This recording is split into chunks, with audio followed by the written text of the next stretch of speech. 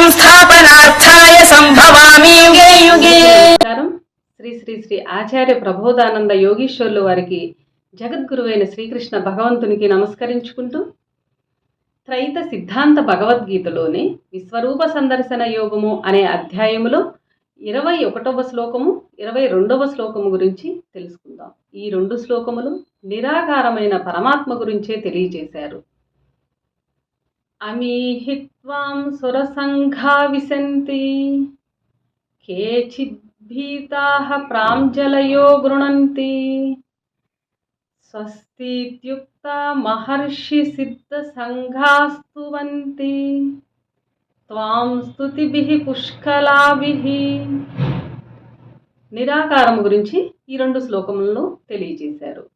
భావము: దేవతా సమూహములు నీయందు ప్రవేశిస్తున్నారు. కొందరు భయముచే నిన్ను మొక్కుచున్నారు. సిద్ధులైన మహర్షులు స్వస్తి చెప్పుచు సంతసమును స్తుతించుచున్నారు. వివరము: దేవతలు కర్మనంతా పోగొట్టుకొని పరమాత్మ యందు చేరుచున్నారు. దేవతలందరూ వారి కర్మనంతటిని పోగొట్టుకొని పరమాత్మ యందు చేరుచున్నారు.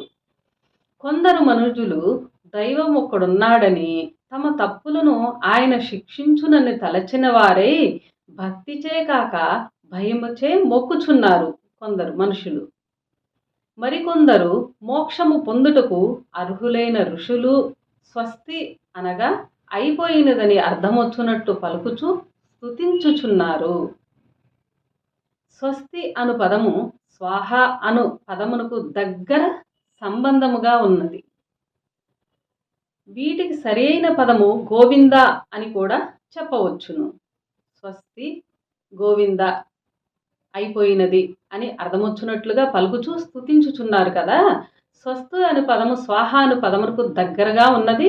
వీటికి సరైన పదము గోవింద అని కూడా చెప్పవచ్చును అని తెలియజేస్తున్నారు. ఇక్కడ తెలిసిన వారు ఇహములో అన్ని కర్మలు అయిపో చేసుకొని మేము మీ వద్దకు వచ్చుటకు సిద్ధముగా ఉన్నామని తెలుపుచు స్వస్తి అని గాని గోవింద అని గాని స్తుతించుచున్నారు.